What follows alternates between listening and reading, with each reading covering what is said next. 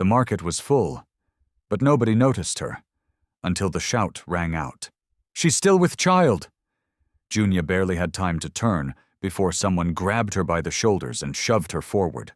She hit the ground with a wet, sucking sound, her knees buried in the thick brown mud that lined the edge of the cattle path. Gasps echoed, then laughter, but Junia didn't lift her head. Her hands gripped the earth to keep from slipping further, her belly, round with 8 months of life, pressing against the cold ground. "Go back to wherever you came from," a woman barked. "Wandering around with no husband, no ring, and expecting a child, disgraceful." Junia didn't respond. There was nothing left in her to explain or defend. The mud was in her mouth now, in her nose, and still they stood there, a circle of judgment and boots. Then, suddenly, the noise fell quiet. Not from kindness, but from fear. The crowd parted just slightly, enough for Junia to see moccasins step gently into the sludge beside her. A tall man stood over her, Apache, unmistakably, his long dark hair pulled back in a leather tie, his face painted with a single red line across his cheekbone. He didn't look at the crowd. He looked at her. She braced for more humiliation, but what he did instead made the town square hold its breath. From his satchel, he pulled a carved gourd filled with clear water. Slowly, deliberately, he knelt, his knees sinking into the same mud as hers, and with both hands, he poured the water over her face. It wasn't rough, wasn't rushed. His fingers brushed her cheek only to guide away the dirt. But the reverence in his touch felt holy. Holy, not in the way the preacher had ever looked at her, but holy like something real, like mercy that didn't ask questions. "No one touches her again," he said, in perfect English, his voice steady. "She is carrying more than a child. She is carrying dignity." The townsfolk stood stunned. Some turned away. Others, ashamed, backed off without a word. Junia, still kneeling, stared at him. This man whose name she didn't know, whose tribe she had been taught to fear, and saw no threat in his eyes. Just a deep stillness and a strange kind of sorrow. Why did you do that?" she whispered. The Apache stood and extended his hand to her. "Because I once had a sister," he replied, "who fell in the mud. No one helped her." Junia took his hand. The last time someone had reached for her was months ago, and even then, it had been to cast her out. His fingers were rough from labor, but warm. He helped her to her feet and wrapped his own wool cloak around her shoulders. The water continued to drip down her face, mingling with tears she hadn't even known were rising. Somewhere in the crowd, a child murmured, "Is he her husband?" And an old man answered, "No. But maybe he should be." Tarek didn't flinch. He placed a hand on her back to guide her away, not like property, but like someone who sees a person in pain and chooses not to leave. And as they walked, Junia didn't feel ashamed anymore. She felt seen. Tarek didn't say much as they walked, but Junia could feel his thoughts in the way he guided her gently toward the edge of town, past the wagons, past the stairs. She stumbled once, still shaken, but he steadied her with a quiet hand to her elbow. No one followed them. Perhaps it was shame. Perhaps it was fear. Or perhaps it was that something about Tarek's presence suggested no one should try. They stopped near a grove of cottonwoods where the earth rose slightly above the floodplain. A small lean-to stood nearby, made of willow branches and hides, not meant for guests, but he offered her a place to sit as if it were a palace. Junia eased herself down, breath shallow from the pressure of the baby. She still couldn't believe what had just happened. "That was holy water," she said after a while, her voice barely more than a whisper. "Wasn't it?" Tarek nodded slowly, then sat on the earth nearby, cross-legged, eyes watching the wind stir the leaves above. "From the sacred spring near my people's burial grounds," he said. "I brought it for ceremony." "But you used it on me," Junia murmured. "A woman shamed in front of a town that thinks me unworthy." Tarek looked at her now, face unreadable. Not unworthy. Alone. That word clung to her ribs. She had never been called that before, but it felt more honest than anything else people had said. "Are you from a village nearby?" she asked. He shook his head. "I came south after the army burned our summer camp. Most of my people are scattered, some taken, others gone." His voice did not break, but there was iron and ash in it. "And you?" Junia swallowed. "My husband died before he ever saw the child. His family blamed me, said I should have followed him in death. So I ran. I've been trading needlework for bread and sleeping behind barns." She chuckled, bitterly. "Until this morning, when the town decided even mud was too clean for me." Tarek stared at her for a moment. "You are stronger than them." "I don't feel strong," she said. "You didn't look away when they mocked you," he said. "Even in the mud, you stayed upright." Junia touched her belly. "I had no choice. He's coming soon. I have to survive until then." Tarek stood and disappeared into the trees without explanation. Junia didn't call after him. Something told her he would return. And he did, a few minutes later, with a pouch of dried berries and a flask of pine tea. He set them beside her without fanfare. "Eat. You'll need strength." She took the pouch with trembling fingers, surprised at how much the gesture moved her. "Why are you helping me?" Tarek sat again, arms resting on his knees. "Because when my sister was left in the mud, no one helped her either. I swore I wouldn't let that happen. Again." The wind stirred between them. Junia studied him now. There were old scars beneath the paint on his cheek, a life marked by survival. But there was no cruelty in his gaze, only memory. "If you had known me yesterday," she said softly, "would you still have reached for me today?" Tarek's answer was quiet. "Yes, because you needed someone, and because no one else did." The words were simple, but in a world where kindness was often masked by cost, they felt like a kind of rescue. That night, the sky stretched cold and vast above the cottonwoods, scattered with stars like broken glass. Junia sat close to the fire Tarek had built, wrapped in a wool blanket he'd carried from his pack. She hadn't spoken much since sunset. The baby moved often now, restless, as if sensing her thoughts. Across from her, Tarek sat sharpening a short knife by the firelight, not for threat, but for habit. His silence was not uncomfortable. It was deliberate, thoughtful. Junia watched him for a long moment. "You don't look at me like the others do." Tarek glanced up, then back to his blade. "I don't look at you like a ghost." She nodded slowly. "That's what I feel like most days. Like something left behind, floating." The fire crackled between them. Junia shifted, then braved another question. "Your sister? The one in the mud? What happened to her?" He stopped sharpening. For a few moments, the only sound was wind rustling through dry leaves above them. Then he said, "She was 15. Her husband died during the smallpox. The village turned on her, blamed her for the sickness spreading. One morning, I found her outside the longhouse, kneeling in the snow, hands tied behind her back. She died the next day." Junia's breath caught. "I'm sorry." Tarek nodded once. "It's why I don't watch suffering. Not anymore." A hush followed. Not awkward, just weighty. Then Junia, hesitantly, pulled the blanket off her shoulders and held it toward him. "Here, the fire's warm enough." Tarak shook his head. You carry 2 lives. Keep it.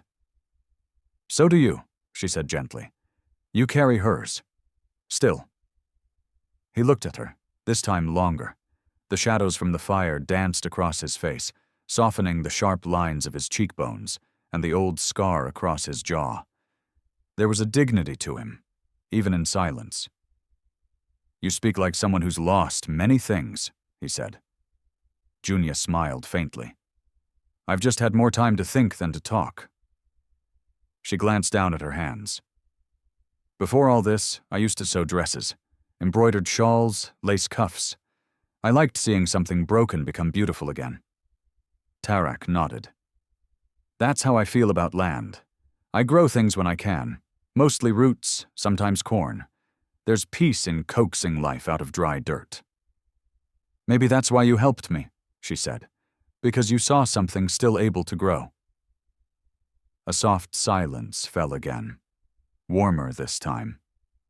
Junia's eyes grew heavy, the long day wearing her down.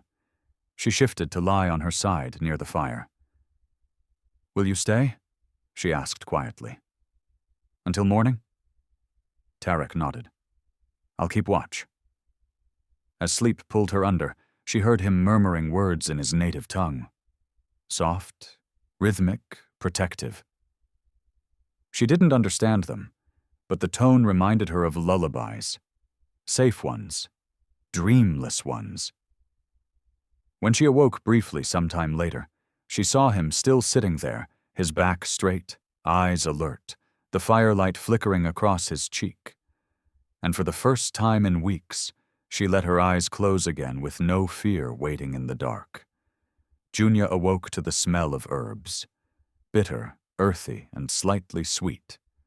The fire had burned low, and the sun had begun to peek over the trees, spilling soft amber light across the dirt clearing. Tarak was crouched beside a clay bowl, grinding something with a stone. He glanced up when she stirred. You're warm. That's good, he said, placing the back of his hand gently against her cheek. But your breathing still sounds tight. She nodded, throat sore, every muscle sore. It comes and goes. I've seen this before, he said, dipping a cloth into the bowl.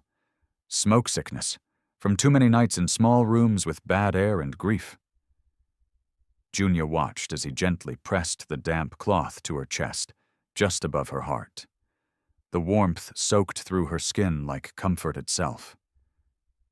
This isn't something that tea can cure, she whispered. I know, he said, but I also know what touch can do. Sometimes what we call healing isn't about herbs. She closed her eyes, not to shut him out, but to let his presence settle into her. No one's ever touched me like that, not even my husband.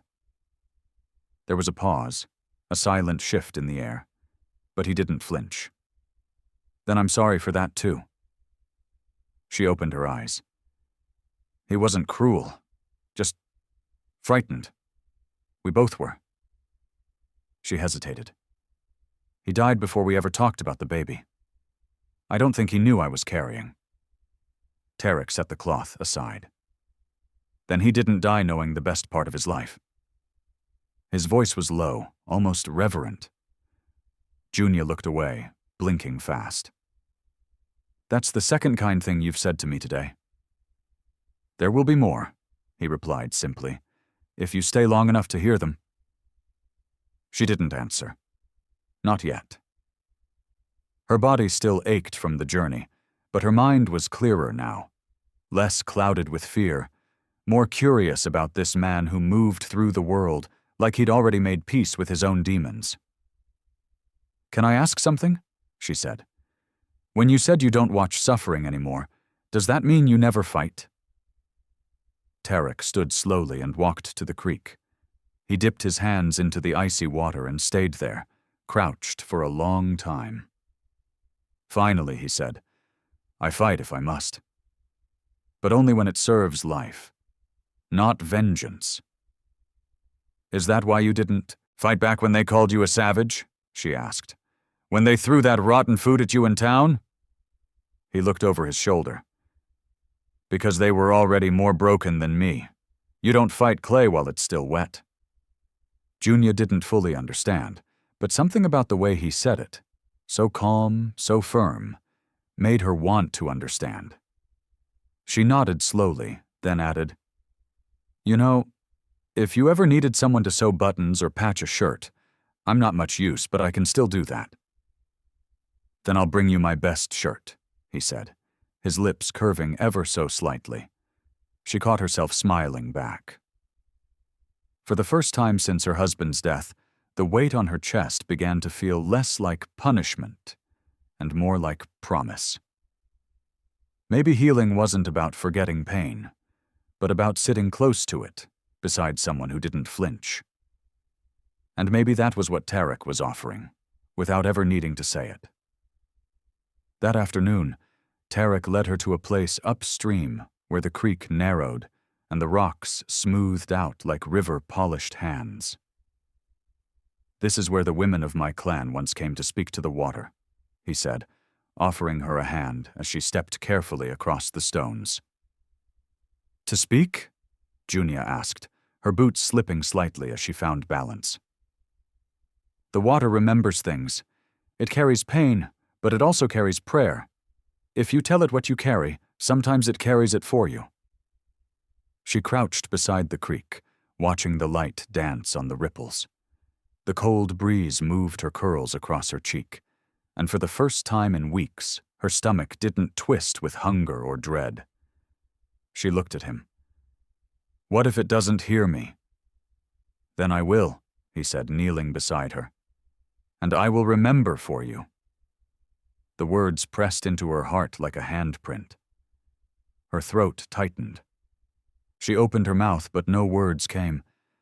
Instead, she dipped her fingers into the creek and let them rest there. I was pushed, she said quietly, by the pastor's wife. She didn't want me near the town girls, said I was a bad example. Her voice caught.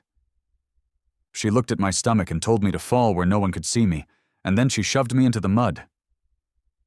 Tarek was silent, his gaze fixed on the stream, not on her, letting her keep her dignity. Junia blinked fast. She told me to wash myself somewhere else, said I was unclean, said God had already turned his face from me. Tarek lifted a small pouch from his belt and pulled out a tiny clay vial. This is from the mountain spring where the healers go. Not just water. Blessed by my mother before she passed, she never touched a child without putting some of this on their head. He uncorked it slowly. You don't have to, she began. I do, he said. Not because you're unclean, but because the world tried to make you believe that. I want to undo it. She sat still as he touched the rim of the vial to her forehead. The water was cold. It slid down the bridge of her nose and along her cheek. You are not shame, he said in a voice so steady it rooted her. You are not punishment.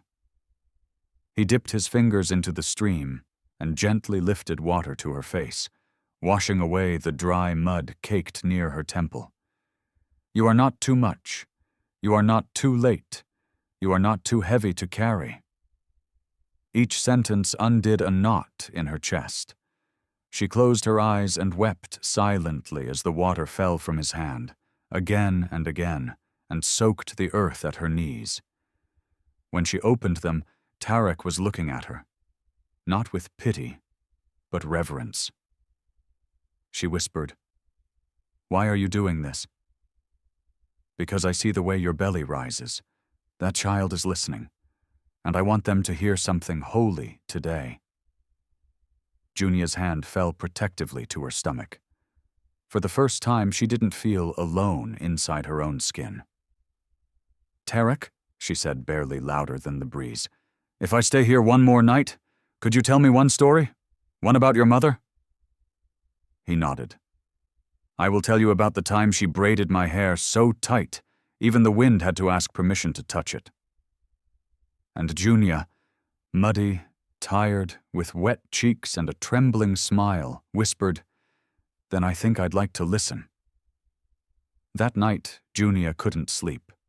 The stars blinked overhead like a ceiling full of watchful eyes, and beside her, Tarek sat cross-legged by the fire, sharpening a piece of wood into something long and narrow. He hadn't said much since the creek, but she didn't need words to feel him there. Steady, grounded, as if nothing could shake the soil beneath his feet. "What are you making?" she asked softly. He looked up, the firelight catching the edge of his jaw. "A cradle board, for your child." Her breath caught. "You don't even know if I'm staying." "I don't," he agreed, returning his eyes to the wood. "But if you don't, you can leave it behind, and someone will know a child was expected, that someone wanted them to be safe." Junia blinked fast. "You think I'd just leave my baby behind?" "I think people in pain sometimes run without realizing they're still carrying hope." His words didn't sting. They settled in. She drew her blanket tighter and leaned forward. "What about your pain?" Tarek's hands paused for a moment, then resumed. Mine turned into wood and fire, and silence. I lived so long in silence that I forgot voices could be soft. He looked at her. "Yours is soft." Junia stared at him across the fire. "You don't even know me." "That's not true. I know the way you flinch at kindness. I know the way you cup your hand over your belly when you sleep. I know you don't eat first.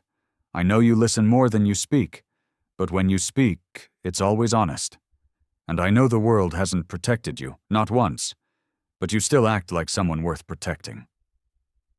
His voice was quiet, but each word struck, something inside her that hadn't been touched in months. Maybe years. "I wasn't always like this," she said.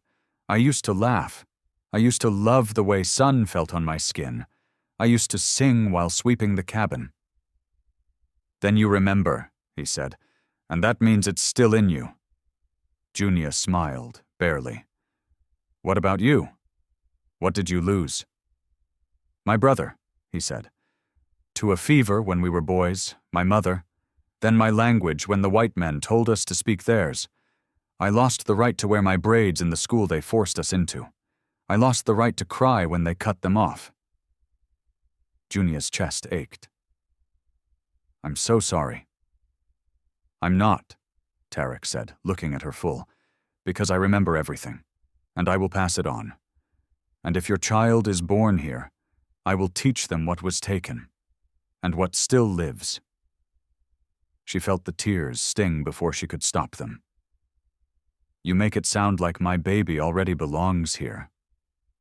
"They do," he said, "not because of me, but because you were brave enough to fall and still rise again. You brought life into a place that forgot how to hold it gently." A long silence passed between them. Not heavy, not awkward, just full. Then Tarek said, "Would you like to help me finish the cradle board?" Junia got up slowly, walked to his side of the fire, and knelt. "Yes, I would." He handed her the softened hide, and together they began to wrap it around the wood. The wind shifted, and the fire cracked upward, as if the earth itself approved. They came at midday, riding in from the far road with dust clouds rising behind their horses like storm warnings. 3 men, Sheriff Colby, Ezra Pike, and the preacher, all dressed in stiff black, as if mourning something righteous. Junia saw them before they dismounted, her breath catching not from fear, but from the way her past seemed to wear boots and badges. Tarek stood from where he was chopping wood, calm, unreadable. "You know them?" he asked. Junia nodded slowly. "They're from the church, the ones who turned their backs when the women whispered about me. Ezra's the one who spread it, that I was impure, that no good man would want a woman who was already heavy with another's mistake. And now they come all this way?" Tarek's eyes narrowed. "That's not gossip. That's a mission." The preacher was first to speak when they arrived, not bothering with pleasantries. "Miss Junia," he said, squinting at her stomach as if trying to measure shame in inches. "We heard you'd been taken in by an Apache. We came to offer mercy." Junia didn't move. "You mean control?" Ezra stepped forward, face red and puffed like a man unused to being disobeyed. "It ain't right. You out here carrying that baby, living with a savage like you're his wife. There are rules, girl." Tarek's face didn't change, but something in the air did. A stillness, like the pause before thunder. "She is not your concern," Tarek said. "She's not your shame to carry." Sheriff Colby put a hand on his belt, near his holster. "We came to bring her back. There's a place for women like her." Junia stepped forward. Her voice didn't shake. "I already found that place. It's here." Ezra laughed, ugly and sharp. "You'd rather rot with savages than repent with your own people?" Junia looked him in the eye. "You are not my people." The wind blew then, lifting the edge of her shawl. Behind her, the cradle board sat drying in the sun, still unfinished, but unmistakably real. "You know what he did when he found me covered in mud?" she asked. "He washed my face with holy water, not yours, his, from the earth, with his hands, gently." The preacher opened his mouth, but Tarek raised his hand, not as a threat, but a gesture of peace. "You may ride back and tell your church this: if you bring fire, we will not run, but if you bring peace, we will offer it in return." The men shifted, uncertain. No law had been broken, and the woman they hoped to save had made it clear. She'd been saved already. Sheriff Colby spat into the dirt and turned. "You'll regret it, Junia. That child will never be accepted." Junia stepped closer, shoulders squared. "Then I'll raise them to never beg for acceptance from men who couldn't offer it to a mother in need." No one spoke after that. They mounted their horses and rode off, the way shame always does, loud and empty. Tarek turned to her. "Are you all right?" She looked down at her hands. "I didn't shake." He nodded. "They came for a woman they thought was broken, but you were already rebuilding." Junia looked out past the trees, where the sky opened in every direction. For the first time in months, she could see a future that wasn't wrapped in fear. It was wrapped in hide, built from wood, and words that healed. The baby moved for the first time that night, just a flutter, like the wing of a bird brushing against her from within. But it stopped Junia mid-step. She had been setting out a clean hide for the cradle board, her hands busy with thread and needle, when her breath caught and her eyes widened. "Tarek," she whispered. He looked up from across the fire, where he was sharpening a bone tool. She pressed her hand to her belly, standing still. "He moved," she said, wonder softening her voice. "He?" Tarek asked, rising slowly. Junia chuckled, a sound rare and glowing. "Just a feeling, but yes, like he wanted me to know he was listening." Tarek stepped closer, but not all the way. "May I?" he asked, voice respectful as always. She nodded, and he knelt in front of her, pressing his palm gently against the curve of her stomach. Silence stretched between them, until another flutter danced beneath his hand. He looked up sharply, his eyes wide, reverent. "He is strong," he murmured. "Already, like his mother." Junia swallowed hard. No one had ever called her strong before. Difficult, maybe. Improper, but not strong. She blinked against the heat rising in her throat. "I hope he never has to be," she said. "I hope the world he grows into is softer than the one that made me." Tarek didn't speak, but something in his stillness was louder than any promise. He moved back and returned to his work, though he kept glancing at her now and then, as if reassured simply by the fact of her breathing. The next day, she woke to the sound of laughter. Children's laughter. Confused, she stepped out of the lodge and saw two small Comanche girls near the creek, playing with sticks and giggling as they chased each other through the shallows. Tarek was crouched nearby, letting them braid feathers into his long hair. Junia's heart leapt, part fear, part ache. But when the girls saw her, they froze for a moment, then waved. "She's the one Papa helped," one of them called out, pointing. The other girl added, "She's gonna have a baby." Tarek chuckled. "These are my nieces, my sister's girls. They visit sometimes." The bolder of the two ran up to Junia and took her hand without hesitation. "Is your baby going to be nice? We can teach him to swim." Junia laughed, caught off guard by the simple welcome. "I hope so," she said, "though I think he'll be shy at first." "That's okay," said the girl. "Uncle Tarek was shy too, but he turned out nice." The words undid something in June. All the defenses she had layered on, shame, caution, bracing for rejection, melted like morning frost. That evening, the girls returned to their mother, but their presence lingered in Junia's spirit like light after a flame. She sat beside Tarek, sewing in silence until she asked, "Did your sister know about me?" He nodded. She said only a woman with deep pain and deep strength could carry life and still smile. She sent the girls to meet you so you'd know you were not alone. Junia looked into the fire, her hands stilling. "I didn't think I'd ever be part of something again. A home. A family."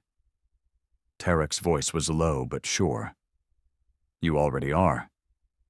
As the fire crackled between them, and the stars began to wink into the darkening sky, Junia felt something shift. Not just the child inside her, but the world around her, as if it had finally begun to cradle her back. The first time Junia walked back into town, her belly was round, her chin high, and her hands trembling just enough to betray the courage it took to return. Tarek walked beside her, silent but steady, his presence enough to part the stairs like water. It had been nearly 5 months since she'd been shoved into the mud and called names too cruel to repeat. Now, those same men and women stepped aside, not out of welcome, but out of confusion, curiosity, and perhaps the beginning seeds of shame. Her dress was plain but clean. Her eyes, once rimmed with exhaustion, now held a quiet strength that dared anyone to say her name without respect. She carried a small basket of herbs and dried meat to trade, and though her hands trembled, she made each step count. The shopkeeper who had once refused to serve her said nothing at all as she set the goods on his counter. Tarek didn't look at him. He didn't need to. The weight of his silence was enough. Behind the counter, the man's jaw worked like he was chewing a word he wasn't sure how to swallow. "Looks like rain," he muttered. Junia didn't reply. She turned, chin still high, and walked out with the salt she needed. Outside, she let out a shaky breath. "That was harder than I thought," she admitted. Tarek offered her no platitude, just placed his hand gently against her back and said, "But you did it." They walked toward the blacksmith's next, where Junia had once left a pair of boots to be resold. The apprentice boy had hidden them out back when the town began whispering. Now, the blacksmith emerged from his workroom, brow furrowed, hands blackened with soot. He looked at her belly, then at Tarek, then back again. There was a long pause before he disappeared into the back and returned, not only with the boots but polished, tied together with twine. "Still fit, you think?" he asked, not unkindly. Junia nodded, unsure what to say.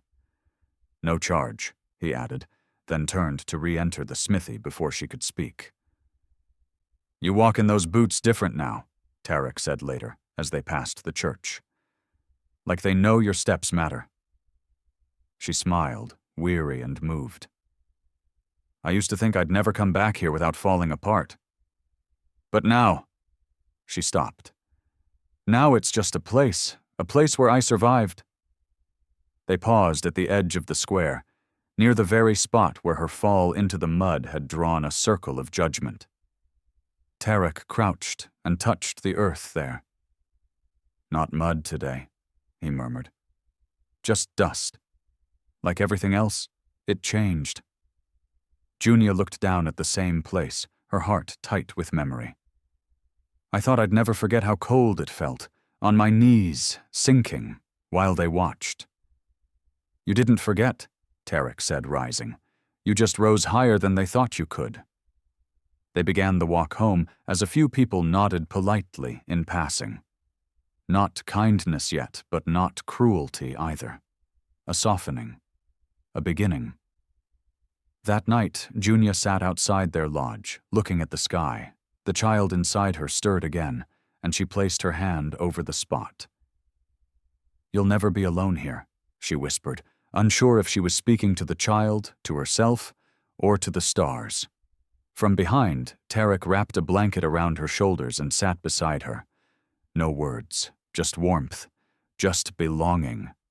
And for the first time, Junia believed that maybe, just maybe, love wasn't something she had to beg for.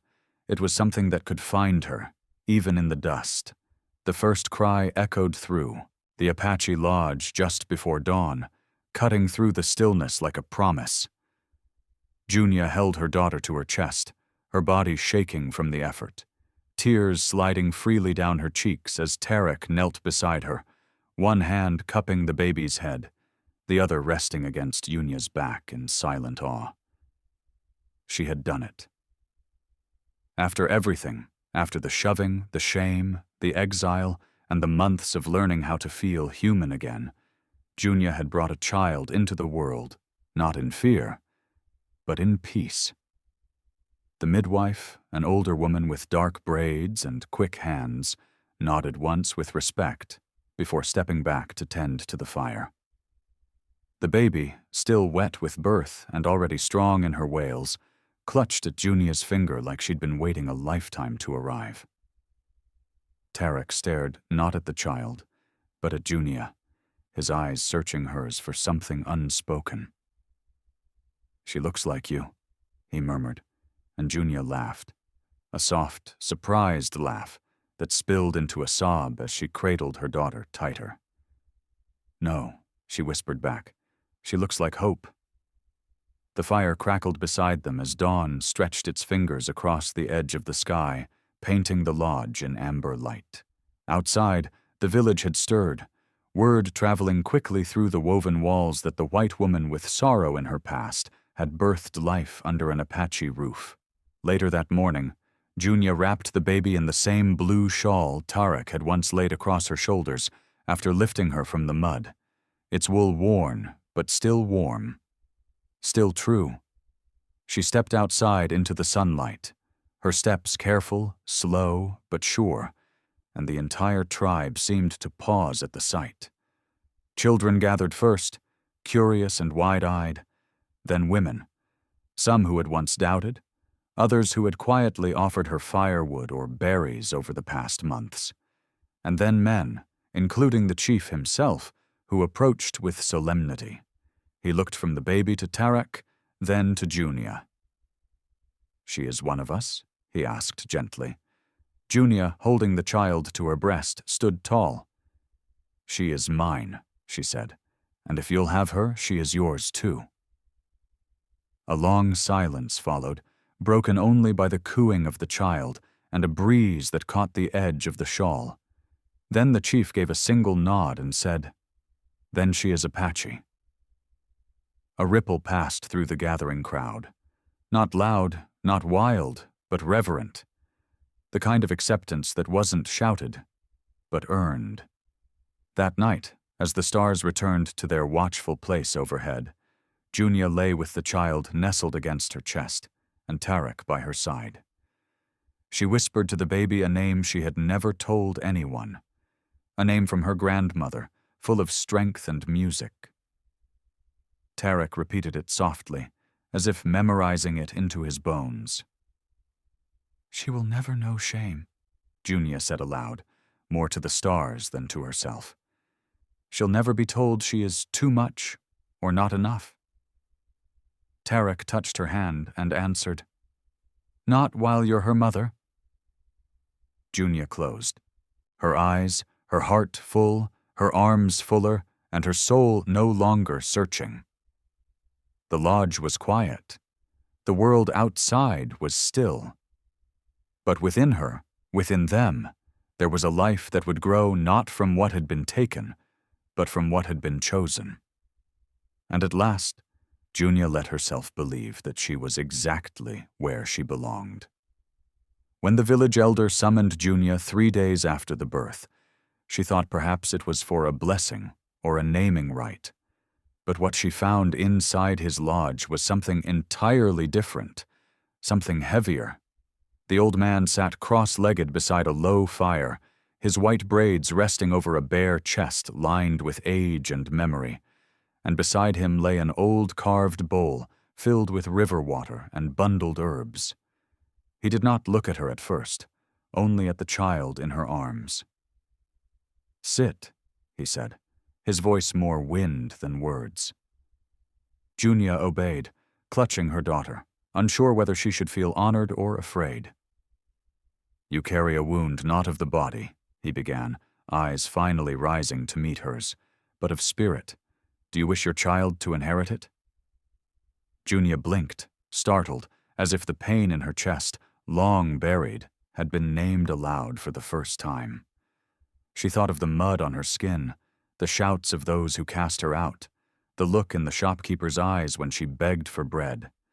She opened her mouth to deny it, but then looked down at her daughter's eyes, so wide, so unguarded, and something in her cracked.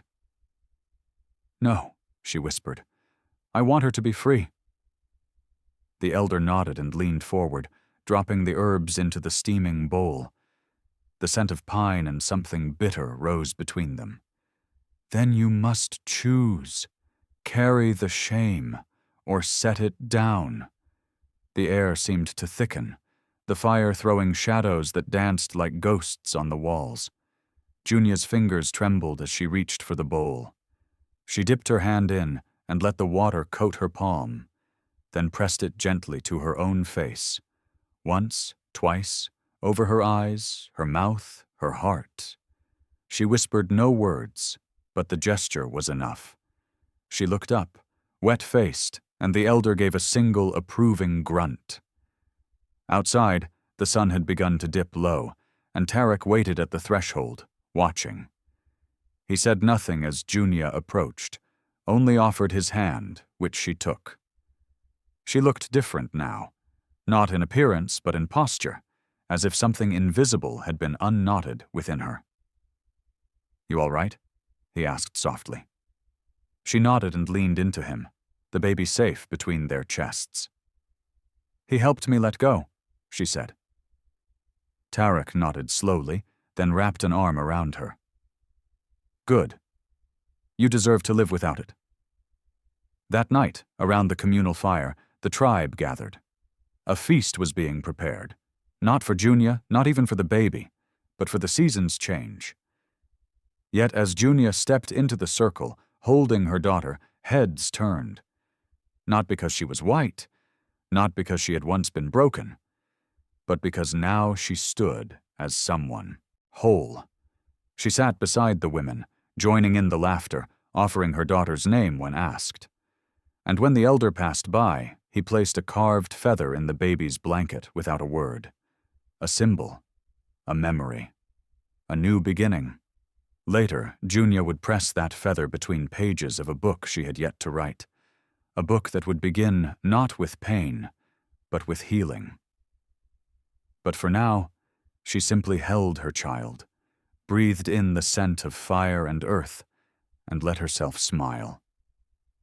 She was not someone's mistake anymore. She was her daughter's mother. She was Tarak's partner. She was hers. It was spring again when Junia returned to the creek. The same one where she'd fallen months ago. The same one where Tarek had knelt with water cupped in his strong hands and washed the shame from her skin. The current now ran gentler, swollen with meltwater and scattered petals from blooming brush above. She wore a soft blue cotton dress, her daughter strapped to her chest in a woven sling, the child now nearly walking but clinging to her warmth, like a second heartbeat. Tarek walked just behind, quiet as always, but his presence was the kind that filled the space without demanding it. They had come not for ceremony, not for ritual, but because Junia had felt a pull, to return, to thank the water, to mark the ending of what had begun there. She knelt again at the edge of the creek, this time not in terror but in peace. She scooped the cold water and let it run over her hands, then splashed her cheeks gently, smiling as the baby reached down and tried to mimic her, grabbing a fistful of water and squealing with delight. Tarek crouched beside them and chuckled, dipping his own hand to show the child how to let the current slip between his fingers. "This is where she became ours," he said simply. Junia looked at him, her eyes glassy with the memory and weight of it all. "This is where I became me," she replied. Behind them, the village had already begun to stir with the colors of planting season. Women moved in and out of huts with baskets. Boys chased dogs between rows of drying hides, and old men sat in the sun smoking quietly. Junia and Tarek were part of that world now, not as outsiders, not as whispers of scandal or pity, but as a family. After the birth, after the healing, after the elders' blessing, the tribe had done what it always did with what was broken. They stitched her into something whole. The baby bore a Comanche name now, gifted by the midwife who helped deliver her, Isiwa, meaning Song of Rain. A name not chosen for her cries, but for the silence they healed. That evening, Tarek built a small fire by the creek, and the three of them sat watching the flames flicker while frogs sang in the reeds. Junia brought out a folded piece of paper she'd written days before, and read it aloud, a letter addressed not to anyone in particular, but to the world. "You told me I was unworthy. You pushed me into the mud and told me to stay there. But I rose. Not because someone lifted me, but because someone saw me, not as ruined, not as used, but as real. And now I live not in the shadow of what happened, but in the light of what came after." She folded the letter again and placed it into the fire, watching it curl and vanish. Tarek didn't speak, but he reached for her hand and pressed it to his lips. The child slept between them, warm and safe, her tiny breath steady against Junia's chest. The water kept moving behind them, soft and tireless, a witness to it all. Tomorrow would come with new work, new storms, new joy, but tonight they were complete. And that was enough. Please like, share, and subscribe to support more true-hearted stories on Stories Left Behind. Would you have offered her clean water, or walked past her in the mud? Tell us in the comments.